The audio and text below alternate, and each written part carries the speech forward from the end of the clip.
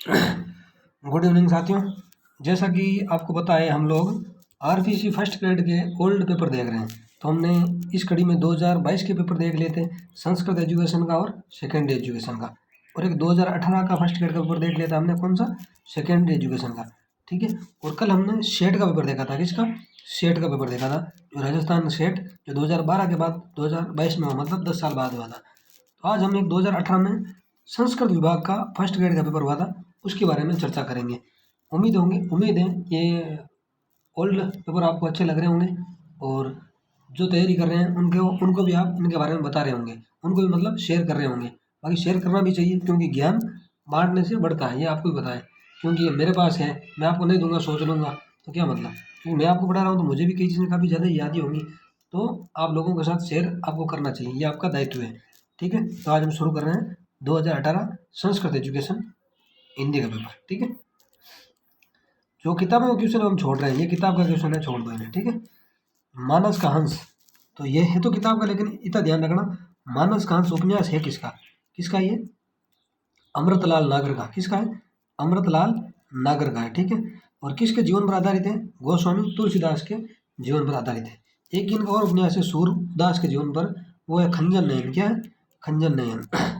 खंजन नयन, वो सूरदास जी के जीवन पर आधारित है। ठीक है।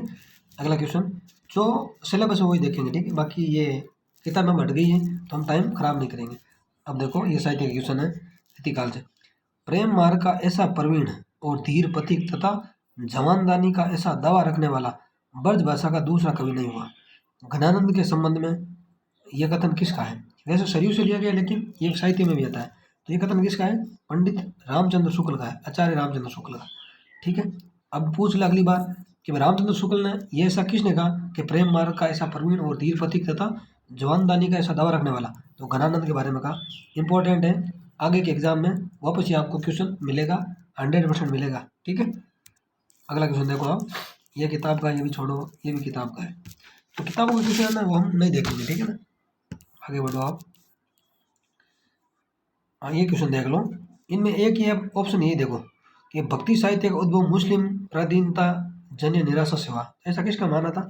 शुक्ल जी का माना था कि भक्ति काल का उदय शुक्ल जी ने क्या कहा था कि मुस्लिम प्राधीनता जन्य निराशा से हुआ। लेकिन हजारी बाबा ने क्या कहा था? ये स्वाभाविक विकास है, कोई मुस्लिम आक्रमणकारी से भक्ति काल का उदय नहीं हुआ, ये स्वाभाविक होता है। ठीक है। आगे देखें हैं। ये क्वेश्चन सिलेबस में अपने नहीं है, जो सिलेबस में नहीं है उस चीज़ के बारे में बात भी नहीं करेंगे, क्योंकि ऐसे टाइम खराब करने से मतलब नहीं है।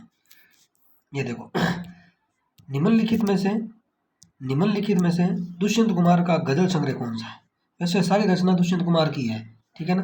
तो गजल संग्रह पूछ रहा है, तो साय में धूप गजल संग्रह संग्रह किसका है? दुष्यंत कुमार का। इस क्वेश्चन का मतलब ये है कि अब आपको ये भी देखना पड़ेगा कि कौन सा उपन्यास है। ठीक है। कौन सी कहानी है, कौन सी एकांकी है। मतलब ऐसे क्वेश्चन आने लगे हैं तो आपको मेरे हिसाब से देखना चाहिए, क्योंकि आप अगर एकांकी पढ़ रहे हो तो थोड़ा ध्यान से देखें। एकांकी में अलग अलग छांट लो, उपन्यास अलग छांट लो।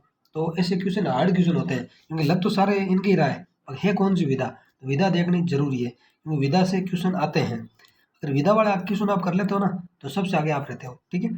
तो आवाज के घेरे, ये कविता संग्रह है दुष्यंत कुमार का। ठीक है। छोटे छोटे सवाल, ये उपन्यास है दुष्यंत कुमार का। मसीहा मर गया, ये नाटक है दुष्यंत कुमार का। ठीक है, ध्यान रखना। ये किताब के क्वेश्चन है। अब आगे क्वेश्चन देखते हैं हम। ये भी किताब का है, किताब का जो साहित्य के क्वेश्चन है हम वो जरूर देखेंगे। ठीक है। ये देख लो, ये आपके मतलब वो मीरा भाई है ना, सेकंड ग्रेड में, उसमें काम आएगा। आयो घोष बड़ो व्यापारी, उद्धृत इस काव्य पंक्ति में घोष शब्द का अर्थ क्या है? तो ये पूछा जा सकता है। घोष का मतलब अहिरों की बस्ती। ठीक है। अगला क्वेश्चन हम देखते हैं। ये तो किताबों का, यह भी किताबों के, ये शुरुआत में किताबों के, आप बोर ना हो जाता। ठीक है ना, ज़्यादा नहीं है। ये भी किताब का, ये भी किताब का। तो साहित्य का क्वेश्चन, हाँ अब आ गया। ग्रंथ और लेखक से संबंधित कौन सा विकल्प सही है? नहीं, मतलब सम्मिलित नहीं है। 25 नंबर क्वेश्चन। हिंदी साहित्य की भूमिका, आचार्य हजारी प्रसाद त्रिवेदी, ये तो सम्मिलित है। हिंदी भाषा और साहित्य, ये श्याम सुंदर दास का, सही है। रीति काव्य की भूमिका, नगेंद्र, ये भी सही है। हिंदी साहित्य का इतिहास, ये शुक्ल जी का है। किसका है? शुक्ल जी का है। इसका आंसर ये हो गया। ठीक है। हिंदी साहित्य का इतिहास किसका है? शुक्ल जी का। तो खाली हिंदी साहित्य आ जाए ना, दो धीरेन्द्र वर्मा का, क्या आ जाए? खाली हिंदी साहित्य, हिंदी साहित्य। तो वो किसका होगा? धीरेन्द्र वर्मा का। हिंदी साहित्य पूछ ले, धीरेन्द्र वर्मा का। हिंदी साहित्य का इतिहास शुक्ल का। वैसे औरों ने भी लिखा है, लेकिन जो इंपॉर्टेंट है उसकी बात कर रहे हैं, ठीक है। अब हजारी प्रसाद द्विवेदी के जो ग्रंथ बार बार पूछे जाते हैं, इनका क्रम भी पूछा जाता है। एक तो हिंदी साहित्य की भूमिका, ये 1940 में लिखा गया था, ठीक है। और एक है हिंदी साहित्य का आदिकाल। क्या है? हिंदी साहित्य का आदिकाल। हिंदी साहित्य का आदिकाल, ये 1952 की रचना है। कब की है? 1952 की। और एक और है हिंदी साहित्य का उद्भव और विकास। क्या है? हिंदी साहित्य का उद्भव और विकास। उद्भव और विकास, ये किसका है? ये भी आदिकाल का है, मतलब आदिकाल का क्या? हजारी बाबा का है, ठीक है। ये तीनों का क्रम पूछा जाता है कई बार। हिंदी साहित्य का भूमिका, हिंदी साहित्य का आदिकाल, हिंदी साहित्य का उद्भव और विकास। इंपॉर्टेंट ध्यान रखना, ऐसी बात नहीं करो, जो काम की चीज़ें उस पर हम बात करेंगे, ठीक है। हजारी प्रसाद द्विवेदी जी पूरे इंपॉर्टेंट है। इनके क्या क्या इंपॉर्टेंट है हम बात कर लेते हैं। एक इनका और है कृति सूर साहित्य। सूर साहित्य, इनकी देखो सन आपको याद रखनी है, क्योंकि इनकी सन पूछी जाती है। ये 1936 की बुक है, ठीक है। और एक रचना इनकी और है कबीर। कबीर 1942, ठीक है। और एक और करती है इनकी साहित्य सहचर। क्या है? साहित्य सहचर। साहित्य सहचर, ये आपको व्यवस्थित मिलेंगे, आप चिंता ना करें, ठीक है ना। साहित्य सहचर, ये 1965 की करती है। कब की? 1965 की। अन्य देख लो इनकी रचनाएं और एक है लाल कनेर। क्या है? लाल कनेर, ठीक है। और एक है नाखून क्यों बढ़ते हैं।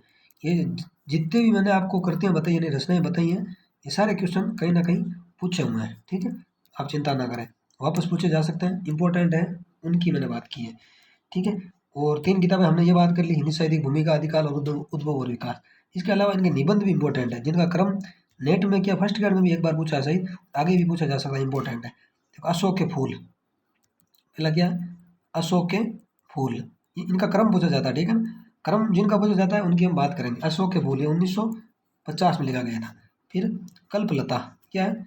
कल्पलता, ये 1951 का है। निबंध की बात करें, ठीक है, अशोक के फूल, कल्पलता।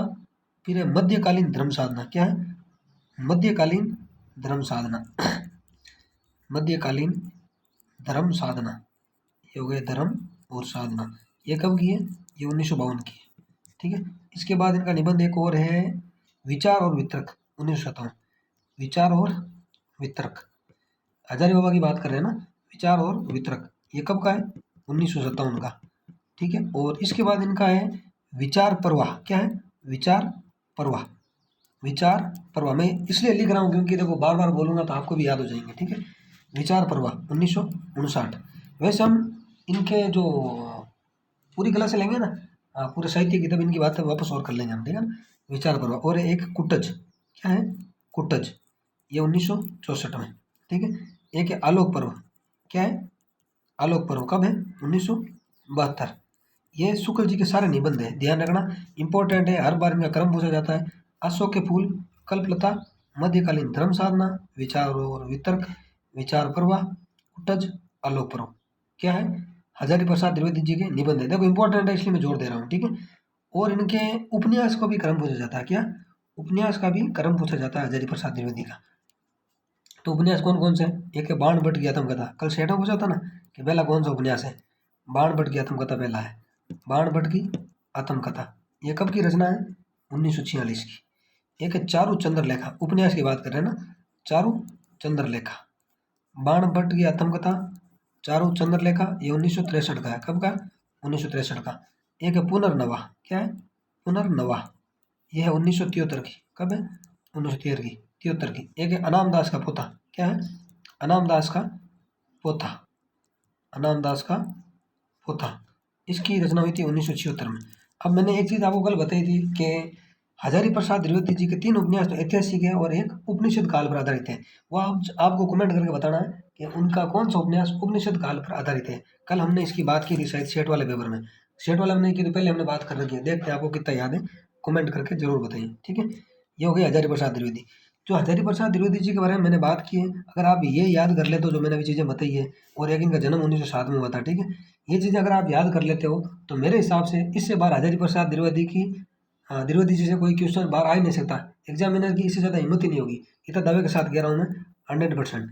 जो चीज़ें मैंने यहाँ बता दी, अगर आप वो हजारी प्रसाद द्विवेदी के बारे में पढ़ लेते हो तो आपको इससे बाहर पढ़ना कहीं ज़रूरी नहीं है। अगर आप फर्स्ट ग्रेड, सेकंड ग्रेड और नेट का एग्जाम दे रहे हो तो आपके लिए सफिशिएंट है। ठीक है, अगर आप आईएएस दे रहे हो तो मैं नहीं बात कर रहा हूँ, बाकी इन एग्जाम में आज़ादी प्रसाद आपके लिए फुल है। ठीक है, अब देखते हैं हम अगला क्वेश्चन। रीतिकालीन कवियों के परिचय लिखने में मैंने प्राय मिश्र बंधु विनोद से ही विवरण लिए। ये कथन किसका है? तो ये कथन है आचार्य रामचंद्र शुक्ल का।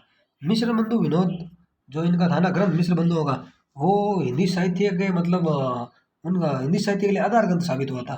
तो ये शुक्ल जी का कथन है कि मैंने रीतिकाल के कवियों के परिचय कहाँ से लिए? मिश्र बंधु विनोद से लिए। ठीक है, तो मिश्र बंधु में कौन कौन है आपको नाम भी ध्यान रखना चाहिए। एक है गणेश श्याम, गणेश श्याम सुखदेव, गणेश श्याम सुखदेव, गणेश बिहारी मिश्र, श्याम बिहारी मिश्र, सुखदेव बिहारी मिश्र। ठीक है ना, ऐसे आप ध्यान रख लेना। और इन्होंने कवि कितने माने थे? कवि माने थे मिश्र बंधुओं ने 45 विकरण, 45 विकरण। ठीक है, ये हो गए यहाँ से। अब हम आगे देखते हैं। एक आप बताओ, राम कुमार वर्मा की किताब थी हिंदी साहित्य का आलोचनात्मक इतिहास, ये कब लिखी गई थी? आपको सन कमेंट करना है। ये गणपति चंद्र का गुप्त का था हिंदी साहित्य का वैज्ञानिक इतिहास, ये कब प्रकाशित हुई? ये आपको कमेंट करके बताना है भाई। कुछ आप भी बताओगे तो अच्छा रहेगा, क्योंकि रिविजन भी हो जाएगा आपका, और मैं उसी चीज़ की बात करूंगा जो आपसे एग्जाम में आगे पूछी जाएगी। ठीक है ना, पूछी जाएगी, ये बात लगा रहा हूँ। ठीक है, बाकी हम इधर उधर की बातें नहीं करेंगे। देखते हैं नेक्स्ट क्वेश्चन। हिंदी साहित्य इतिहास से संबंधित किस ग्रंथ में 693 से 1693 तक की कालावधि को ही समाहित किया गया? ये देखो चौथी बार ये क्वेश्चन आ रहा है। अब भी अगर आपको नहीं आ रहा है ना तो आपको और चिंतन की जरूरत है। ठीक है ना, तो ये हिंदी साहित्य का आलोचनात्मक इतिहास लिया गया है, जो राम कुमार वर्मा का ग्रंथ है। हमने थोड़ी देर पहले बात की थी, और इसका मैंने आपको रचना काल पूछा है, तो 1938 में लिखी गई है। कब? 1938 में। देखो इसका आंसर तो मैंने बता दिया अभी। तो ये देखो 693 आ जाए तो आपको राम कुमार वर्मा चेप देना है। ठीक है, और 993 आ जाए तो आपको शुक्ल जी चेप देना है। ठीक है, बेफिक्र। अब आगे देखो आप, शिव सिंह सरोज इसका एक ग्रंथ था। ये किसका ग्रंथ था बताओ? शिव सिंह सेंगर का। किसका था?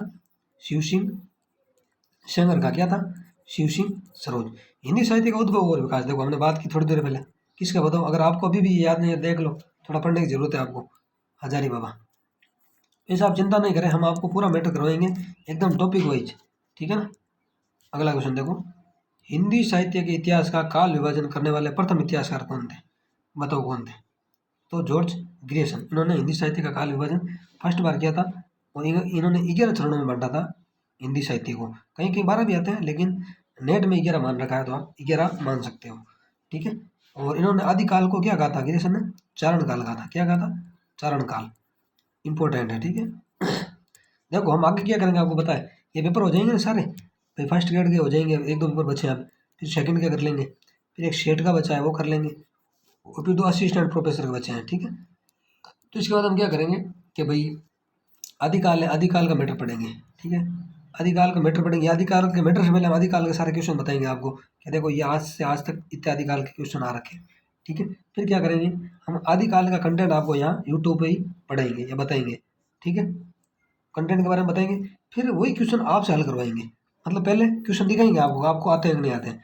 ठीक है, उसके बाद हम कंटेंट पढ़ाएंगे आदिकाल का पूरा, जो आपके एग्जाम में आ सकता है, आने वाले 10 सालों तक जो एग्जाम आएगा वो पढ़ाएंगे। ठीक है, 10 साल तक ही बोल रहा हूँ मैं। ठीक है, वो फिर वो क्वेश्चन आपसे ही करवाएंगे, आप खुद करोगे कंटेंट पढ़ के कि हमने ये कंटेंट पढ़ा है और हमसे क्वेश्चन हो रहे हैं। ठीक, इस तरह से हम आगे प्रैक्टिस करेंगे। फिलहाल ये पेपर करेंगे। ठीक है, तो हम कहाँ पे थे? हाँ ठीक है। हाँ नहीं नहीं, एक चीज़ और आप देख लो, इस क्वेश्चन में थे ना, हिंदी साहित्य के इतिहास का काल विभाजन करने वाले प्रथम इतिहासकार ग्रियर्सन थे। इन्होंने आदिकाल को चारण काल कहा था, 11 कालखंडों में बांटा था। एक आप और ध्यान रखना, एक रमाशंकर शुक्ल रसाल का नाम आता है। किसका? रमाशंकर शुक्ल रसाल, रमाशंकर शुक्ल रसाल। ये क्वेश्चन अभी आया तो नहीं, लेकिन मुझे लग रहा है ये क्वेश्चन कहीं ना कहीं आ जाएगा कि भाई हिंदी साहित्य को है ना बाल्यावस्था, किशोर अवस्था और युवा अवस्था में किसने बांटा, पूछा जा सकता है। बाल्यावस्था, ठीक है, किशोर अवस्था और युवा अवस्था। युवा अवस्था तो किसने बांटा था? रमाशंकर शुक्ल रसाल ने। इंपॉर्टेंट है, ध्यान रखना। ये देखो, ठीक है, अगला क्वेश्चन देखो आप, इनमें से कौन सा तथ्य सही नहीं है, यानी गलत कौन सा है? राहुल वेल में नायिका का नखशिख वर्णन है। सही बात है, राहुल वेल और रोड़ा नामक कवि की कृति है। किसकी? रोड़ा। ये 10वीं सदी की रचना है। ये शिलांकित रचना है। कैसी रचना है? शिलांकृत कृति मानी जाती है। ठीक है, ये तो सही है। अगला है, उक्ति व्यक्ति प्रकरण एक व्याकरण ग्रंथ है। सही बात है, दामोदर कवि की रचना है, हमने पहले बात की थी। ठीक है, ये एक व्याकरण ग्रंथ है, लोक भाषा सीख रहे तुम, इसकी रचना की गई। ठीक है, ये भी सही है। अगर देखो वर्ण रत्नाकर में काव्य शास्त्रीय तत्वों का विवेचन, नहीं नहीं नहीं, ये गलत है। वर्ण रत्नाकर है ना, इसमें काव्य शास्त्र नहीं है, ये मैथिली गद्य का फर्स्ट साहित्य ग्रंथ है। मैथिली गद्य का फर्स्ट गद्य का फर्स्ट साहित्य ग्रंथ है। ठीक है, फर्स्ट कौन सा ग्रंथ है? साहित्य ग्रंथ है। इसे मैथिली का विश्वकोश कहा जाता है। तो बताओ, मैंने इसके बारे में 4-5 बार बात कर ली, जितने पेपर बताइए, मुझे नहीं लगता कि वर्ण रत्नाकर का क्वेश्चन नहीं आया है। तो ये रचना किसकी है? ज्योतिरेश्वर ठाकुर की। किसकी है? ज्योतिरेश्वर ठाकुर की। ज्योतिरेश्वर ठाकुर। ठीक है, इंपॉर्टेंट, ध्यान रखना। ये हो गया, ये गलत है इसका। ठीक है, गलत ही पूछ रहा है। अगला देखो, वसंत विलास में वसंत और स्त्रियों पर उसके विलासपूर्ण प्रभाव का चित्रण है। सही बात है। वसंत विलास किसकी रचना है? इसकी भी हमने बात कर रखी है, वालचंद्र की। किसकी है? वालचंद्र की। ठीक है, इसमें 14 सर्ग यानी अध्याय है वसंत विलास में। ये एक श्रृंगारिक ग्रंथ है। कैसा ग्रंथ है? श्रृंगारिक ग्रंथ है। राहुल वेल कैसा है? शिलांकृत। ठीक है, मतलब गीता खोल के बता रहा हूँ, मुझे नहीं लगता कि इससे बार क्वेश्चन एग्जाम में पूछ लेगा। क्या पूछेगा वो? हमने कुछ छोड़ा ही नहीं। मतलब वैसे वो चीज़ें छोड़ी है हमने, लेकिन जो काम की चीज़ें ना वो हमने सारी कर ली है। वैसे तो मैं पढ़ने लगूँ तो आपके रजिस्टर भर जाएंगे, कोई मतलब नहीं है। हमें ज्ञानी नहीं बनना है ज़्यादा, हमें सिलेक्शन लेना और वो इससे हो जाएगा। आप विश्वास आपको करना पड़ेगा। ठीक है, एक देखो हमने बात की थी इसकी, वसंत विलास नहीं, वसंत विलास की थी। हाँ शायद इसकी की थी। वसंत विलास श्रृंगारिक ग्रंथ है। ठीक है, और राहुल वेल कैसा है? ये शिलांकृत करती है। ठीक है, एक वर्ण रत्नाकर है, इसके सर्ग पूछे जाते हैं। तो इसमें कितने अध्याय है? 8 अध्याय है। ठीक है, ये ध्यान रखना आप। और वसंत विलास में मैंने बताया कितने? 14 सर्ग अध्याय है। ठीक है, अगला क्वेश्चन, निम्नलिखित रचनाओं और रचनाकारों को सुमेलित कीजिए। श्रावकाचार, देखो कई बार आ चुका है। श्रावकाचार किसकी है? देवसेन की। अब देखो ए में 4 किसमें है? इसमें और इसमें, ये दो तो गए, इन्हें काट देना। ठीक है, परमाल रसो, परमाल रसो किसकी बताओ? जगनिक की। 2 में 1, इसमें नहीं है, ये 2 में 1, ये हो गया सही। ठीक है, देखो ऐसे क्वेश्चन से हो जाता है आराम से। 1 मिनट है, ये स्क्रीन शॉट हो गया इसका सही। ठीक है, भरतेश्वर बहुबली रास, ये तो 2 है ना, 2 किसमें? शालिभद्र सूर्य की। पाउर दोहा, ये है राम सिंह की। ठीक है, ये ऑप्शन इसका हो गया सही। तो ऐसे आपको क्वेश्चन का पोस्टमार्टम करना है। अगर आप वीडियो नहीं देखो ना तो आप खुद ही कर लो, इससे क्वेश्चन आपके क्या रिपीट हो जाएंगे, वापस आ जाएंगे। बाकी आप बड़ी बड़ी ग्रंथ पढ़ोगे देखो उससे, ठीक है आपको नॉलेज तो होता ही है, लेकिन मेरे हिसाब से वो अकॉर्डिंग टू एग्जाम नहीं है, क्योंकि उससे आपको बहुत ज़्यादा पढ़ लेते हो, फिर आप कंफ्यूज हो जाते हो कि भाई हमने क्या क्या पढ़ लिया, और लास्ट में ऐसा लगता है कि हमें कुछ आता ही नहीं, एकदम जीरो हो जाते हो। तो मेरे हिसाब से अगर आप पेपरों के आसपास की चीज़ें देख लोगे ना तो आप अच्छा कर लोगे। ठीक है ना, अगला क्वेश्चन देखो, इनमें से कौन सा कथन सही नहीं है? जैन कवियों की रचनाएं आचार, रास, फागु, चरित आदि शैलियों में मिलती है। सही बात है, ये गलत पूछ रहा है। ठीक है ना, ये सही है। सिद्धों की रचनाएं प्रमुखतः 2 काव्य रूपों, 2 कोश और चर्यापद में मिलती है। सही बात है, सरपा ने लिखा था 2 कोश, पता ही है आपको। अगला था, नाथ सिद्धों की वाम मार्गी, भोग प्रदान, योग साधना के पक्ष थे। नहीं नहीं नहीं, भोग प्रदान नाथ नहीं थे, योग प्रदान जरूर थे। तो ये गलत हो गया इसका। ठीक है, आंसर ये है। अगला और देखो, वीर गाथाओं के रूप में लिखित रासो काव्य जैन रास काव्य से भिन्न है। ठीक है, रासो वीर काव्य है, रास एक संगरी काव्य मान सकते हो आप, कैसा भी काव्य मान सकते हो, क्योंकि रास काव्य प्रामाणिक रूप से उपलब्ध काव्य है। ठीक है ना, तो अंतर है इनमें। तो ये देखो, ये 3 ऑप्शन है, ये भी इंपॉर्टेंट है। अगली बार पूछा जा सकता है कि जैन कवियों की रचनाएं आचार, रास, फागु, चरित आदि शैलियों में मिलती है। ठीक है, सिद्धों की रचनाएं प्रमुखतः 2 काव्य रूप है, 2 कोश चर्या पद है। वीर गाथाओं के रूप में लिखित रास और रास अलग अलग है। ऐसा नहीं कि आप सोचोगे यार इसके ऊपर से मात्रा हट गई। ठीक है ना, वो बात नहीं, इनमें काफी अंतर है। ठीक है, अगला क्वेश्चन देखो आप, राहुल शंकरतायन ने हिंदी का प्रथम कवि किसे माना है? मेरे हिसाब से ये क्वेश्चन ऐसा कोई पेपर नहीं है कि राहुल शंकरतायन के बारे में नहीं पूछा। इंपॉर्टेंट है इतना, फिर भी आपको अगर याद नहीं है तो देखो सोचने की जरूरत है थोड़ी ना। तो किसे माना? श्रीपाद को। ठीक है, तो पुष्य या पूर्ण को हिंदी का पहला कवि माना था शिव सिंह सेंगर ने। किसे माना था? शिव सिंह सेंगर ने। ठीक है, शालीभद्र सूरी को गणपति चंद्र गुप्त और दशरथ ओझा और माता प्रसाद गुप्त ने शालीभद्र सूरी को माना था। देखो, गणपति चंद्र गुप्त ने, दशरथ ओझा ने और माता प्रसाद गुप्त ने। स्वयंभू को हिंदी का पहला कवि माना था राम कुमार वर्मा ने, जो इन्होंने बहुत बड़ी भूल की थी। ठीक है ना, और इसके अलावा वज्रसेन सूरी का एक नाम हो रहा था, किसका? वज्रसेन सूरी। देखो इनकी हमने पहले बात कर रखी, लेकिन रिवीजन के लिए हम बात कर रहे हैं। ठीक है, वज्रसेन सूरी को पहला कवि माना था अगरचंद नाहटा और हरिश्चंद्र वर्मा। अगरचंद नाहटा और हरिश्चंद्र वर्मा। जो हिंदू को पहला कवि माना था हिंदी का? वासुदेव सिंह ने। किसने? वासुदेव सिंह ने, ठीक है। और मुंजू को हिंदी का पहला कवि माना था गुलेरी ने, ये हमारे जयपुर वाले गुलेरी, चंद्रधर शर्मा गुलेरी, उसने कहा था, ठीक है। और चंद्रवरदाई को हिंदी का पहला कवि माना था शुक्ल ने, किसने? शुक्ल ने। और विद्यापति को हिंदी का पहला कवि माना था बच्चन सिंह ने, किसने? बच्चन सिंह ने। देखो इतनी चीज़ें मैंने बताई है, अगर आप ये याद कर लेते हो और आपसे क्वेश्चन पूछा जाता है हिंदी का कवि किसने किसे माना, तो मैं दावे के साथ बोल रहा हूँ आपका क्वेश्चन 100% ये सही हो जाएगा, ठीक है। चिंता करने वाली कोई बात नहीं। अब देखते हैं हम आगे का क्वेश्चन, 1 मिनट देख लेते हैं, कितना टाइम हो गया, 20 मिनट हुआ, 10 मिनट और देख लेते हैं, ठीक है। देखो आपको यहाँ कंटेंट एकदम प्रमाणिक मिलेगा और अकॉर्डिंग टू एग्जाम ही मिलेगा, चिंता नहीं करें आप। अगला क्वेश्चन, निम्नलिखित में से गलत कथन कौन सा है? अब देखो, रीतिकाल के लक्षण ग्रंथ संस्कृत लक्षण ग्रंथ की छाया से पूर्णतः मुक्त है, ये गलत है। पूर्णतः मुक्त नहीं है, उन पर संस्कृत लक्षण ग्रंथों का प्रभाव है रीतिकालीन लक्षण ग्रंथों पर, ठीक है, ये गलत हो गया। लक्षण मुक्त कविता ही वास्तव में रीतिकाल का प्रमाण तत्व है, सही बात है। लक्षण मुक्त रीति मुक्त कविता उन्होंने लिखी थी, सही बात है, ये गलत बात है बाकी, ठीक है ना। बाकी देखो मैं बाकी का ऑप्शन इसलिए बता रहा हूँ क्योंकि ये आगे के एग्जाम में इन्हीं ऑप्शनों से क्वेश्चन बन जाते हैं। बाकी मैं तो एक ऑप्शन पे टिक लगा देता, तो उसका क्या मतलब, आप खुद ही देख लेते हैं, ठीक है ना। तो इसलिए पास की चीज़ें और बताएं तो अच्छा रहता है। अगला देखो, रीतिकालीन कवियों को अपने आश्रयदाताओं की रुचि के अनुसार काव्य लिखना पड़ता था, सही बात है।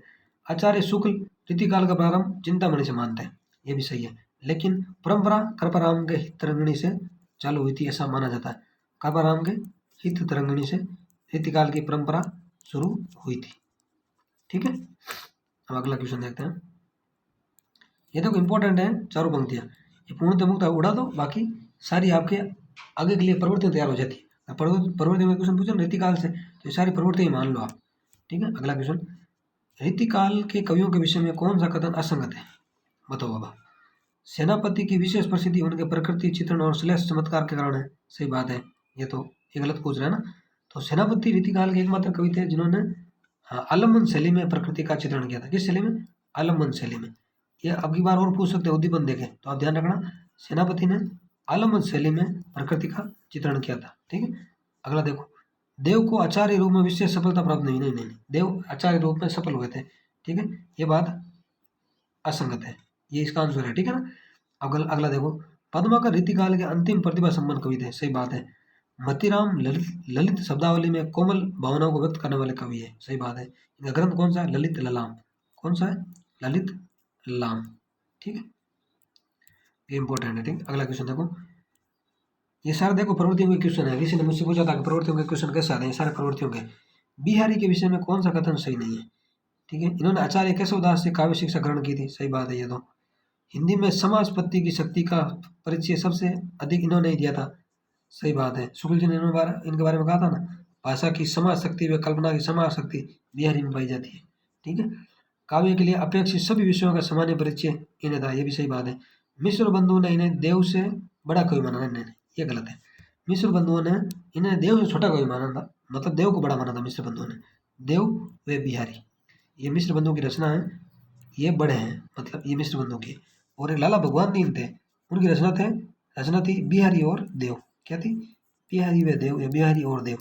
तो लाला भगवान दीन ने बिहारी को बड़ा माना है और मिश्र बंधुओं ने देव को बड़ा माना है, ये ध्यान रखना। देव और बिहारी मिश्र बंधु की है, और बिहारी और देव लाला भगवान दीन की है। बिहारी और देव लाला भगवान दीन की है, देव और बिहारी मिश्र बंधुओं की है, इंपॉर्टेंट है, ठीक है। अगला क्वेश्चन, इनमें से कौन सा ग्रंथ भूषण रचित नहीं है, मतलब भूषण का ग्रंथ नहीं है? शिवराज भूषण भूषण का है, शिवा भवानी भूषण का है, छत्रसाल दशक भूषण का है, लेकिन भाषा भूषण किसका है? जसवंत सिंह का। हमारे जोधपुर के थे ये जसवंत सिंह जी, इनका ये भाषा भूषण, इनकी रचना इन्होंने 1626 में की थी, ठीक है। अगला क्वेश्चन, कौन सी रचना लक्षण ग्रंथ नहीं है, ठीक है। तो काव्य निर्णय भिखारी दास का लक्षण ग्रंथ है। इस बार क्वेश्चन पूछेगा कौन सा कवि सर्वनिरूपक है, तो भिखारी दास थे, काव्य निर्णय के हिसाब से, ठीक है। और रामचंद्र का नहीं, ये लक्षण ग्रंथ नहीं है, ठीक है। इसका आंसर तो ये हो गया। तो अब आपके मन में जिज्ञासा से रही होगी, तो ये ग्रंथ किसका है? तो ये ग्रंथ केशव दास का है, किसका है? केशव का है, ठीक है। रस रहे से ये भी लक्षण ग्रंथ है, ये किसका है? कुलपति मिश्र का, किसका? कुलपति मिश्र का। ललित लाम किसका पूछो, ये तो चिंतामणि का, किसका? चिंतामणि का। अगर अब आपसे क्वेश्चन पूछ लें कि कौन सा कवि लक्षण ग्रंथकार कवि नहीं है, तो कौन सा नहीं होंगे? केशव नहीं होंगे, ठीक है। ये कुलपति मिश्र हो गए, चिंतामणि हो गए, और मतीराम का ललित लाल मतीराम जी हो गए। ठीक है, अगला क्वेश्चन, निम्न में से किस कवि को कठिन काव्य का प्रेत कहा गया? बताओ, केशवदास को। और कठिन गद्य का प्रेत पूछ ले तो अज्ञेय को कहा जाता है। किसे? अज्ञेय को। किसने कहा? शुक्ल जी ने कहा। ठीक है, अगला क्वेश्चन, किस विकल्प में रचना और रचनाकार सुमेलित नहीं है? बताओ, सिद्धांत सार द्विजदेव, नहीं, ये सुमेलित नहीं है। सिद्धांत सार किसकी रचना है? ये जसवंत सिंह की रचना। किसकी? जसवंत सिंह की। किसकी? जसवंत सिंह की रचना सिद्धांत सार। तो द्विजदेव की भी रचनाएं देख लेते हैं साथ ही साथ में। तो इनकी एक रचना है श्रृंगार बत्तीसी। क्या है? श्रृंगार कौन सी? बत्तीसी। श्रृंगार बत्तीसी, हमारे यहाँ मायरे के लिए बत्तीसी लेके जाते हैं। ठीक है, श्रृंगार बत्तीसी। और एक कौन सी है? श्रृंगार लतिका। क्या है? श्रृंगार लतिका। श्रृंगार लतिका और श्रृंगार बत्तीसी किसकी है? द्विजदेव की। द्विजदेव वही है रीति मुक्त कवि। ठीक है, ये हो गया इसका। काव्य विवेक पूछ रहे तो ये चिंतामणि की सही है। श्रृंगार निर्णय पूछ ले तो भिखारी दास की सही है। जगत विनोद पूछ ले तो ये पद्माकर की सही है। यह सही नहीं है। सिद्धांत सार किसकी है? जसवंत सिंह की। द्विजदेव की कौन सी करते हैं बात की हमने? श्रृंगार बत्तीसी, श्रृंगार लतिका। ठीक है, अगला क्वेश्चन, भारतेंदु युग के विषय में कौन सा कथन सही नहीं है? मतलब भारतेंदु युग की कौन सी प्रवृत्ति नहीं है, ये भी आप मान सकते हो। ठीक है, देखो, इस युग का लगभग प्रत्येक कवि या लेखक किसी न किसी पत्र का संपादक था। ठीक है, पत्रकार थे कुल मिला के भारतेंदु युगीन कवि। ऐसा बोला जा सकता है अगली बार कि किस युग के कवि पत्रकार थे लगभग, तो भारतेंदु युग के। ठीक है, ये तो सही है, ये गलत पूछ रहा है ना। इस युग में कवियों ने ब्रज भाषा की प्राचीन काव्य शैली को पूर्णतः त्याग कर नवीन शैली को अपनाया। नहीं, पूर्णतः नहीं त्याग था। इस समय भाषा द्वंद था। क्या था? भाषा द्वंद पाया जाता था। ब्रज भाषा और खड़ी बोली का द्वंद था इस समय। ठीक है, तो पूर्णतः इन्होंने त्याग नहीं किया था। अगर द्विवेदी युगीन पूछ रहे ना, तब आपको बोल सकते हो कि उन्होंने ब्रज भाषा का पूर्णतः त्याग कर दिया था। लेकिन पूर्ण तो वहाँ भी नहीं हो सकता, लेकिन आप मान सकते हो। ठीक है, तो ये इसका आंसर हो गया। अब अगला देखो आप, इस युग की कविता में अंग्रेजों की साम्राज्यवादी नीति, आर्थिक शोषण, काले गोरे का भेदभाव आदि का विरोध मिलता है। सही बात है। बालकृष्ण भट्ट, प्रताप नारायण मिश्र इस युग के उल्लेखनीय निबंधकार है। सही बात है। बालकृष्ण भट्ट का जन्म पूछा जाता है, कई बार ध्यान रखना, 1844। ठीक है, ये भारतेंदु युग के वरिष्ठ कवि थे। भारतेंदु युग से भी, मतलब भारतेंदु थे ना स्वयं, उनसे भी ये बड़े थे। ठीक है, और एक है प्रताप नारायण मिश्र, इनका जन्म हुआ था 1856 में। कब हुआ था? 1856 में। ठीक है, एक चीज ध्यान रखना आप, बालकृष्ण भट्ट है ना, इनको शुक्ल जी ने हिंदी का स्टील कहा था। बालकृष्ण भट्ट को क्या कहा था? स्टील। ठीक है, और प्रताप नारायण मिश्र को एडिशन कहा था। एडिशन कहा था कि विदेशी लेखक थे, इनसे तुलना की थी। किसने? शुक्ल ने। बालकृष्ण भट्ट को तो स्टील कहा था, प्रताप नारायण मिश्र को एडिशन कहा था। ये इंपॉर्टेंट है। ठीक है, मैं आसपास की जो बातें कर रहा हूँ वो क्वेश्चन से ज़्यादा इंपॉर्टेंट है, क्योंकि ये भी कहीं ना कहीं पूछी हुई है। देखो, हम कम से कम एक पेपर में 150 क्वेश्चन आते हैं ना, तो आपको एक पेपर देखने का फायदा ये होगा कि आप कम से कम 500-600 क्वेश्चन आपके रेडी हो जाएंगे। कितने? 500-600 क्वेश्चन मैं दावे के साथ बोल रहा हूँ, आप गिन लेना। ठीक है ना, ऐसा कंटेंट मुझे नहीं लगता कि आपको मिलेगा, फीस दे के भी नहीं मिलेगा। ठीक है, क्योंकि आप लोगों ने देखो काफ़ी अच्छी एज में होंगे, देखा होगा आपने, नहीं मिल रहा है मुझे पता है, क्योंकि मैंने भी बहुत जगह देखा है। जहाँ फीस तो ले ली जाती, लेकिन अच्छा कंटेंट नहीं करवाया जाता। वो घास काटते हैं, बस सिलेबस पढ़ा दिया, बस ये बेच फ्री गया, ये बेच फ्री गया, ये बेच फ्री गया, बाकी कंटेंट नहीं पढ़ाते हैं। जहाँ तक मुझे ज्ञान है और आपको भी ये चीज़ें पता है, ये मतलब एक हवा में बातें नहीं हो रही है। ठीक है ना, तो आप इन पर थोड़ा भरोसा करें और साथ साथ वर्ल्ड पेपर हल करें। आप स्वयं खुद का हल करें, तब आपको पता चलेगा कि जो यहाँ बताई जाती है वो चीज़ें गलत है एक सही है। क्योंकि अगर आप कोई पेपर हल करोगे, अगर आपसे क्वेश्चन हो रहा है, तो समझोगे कि भाई यहाँ जो बताया जा रहा है वो इम्पोर्टेंट है। ठीक है दोस्तों, तो मिलते हैं नेक्स्ट वीडियो में। जय हिंद, जय भारत।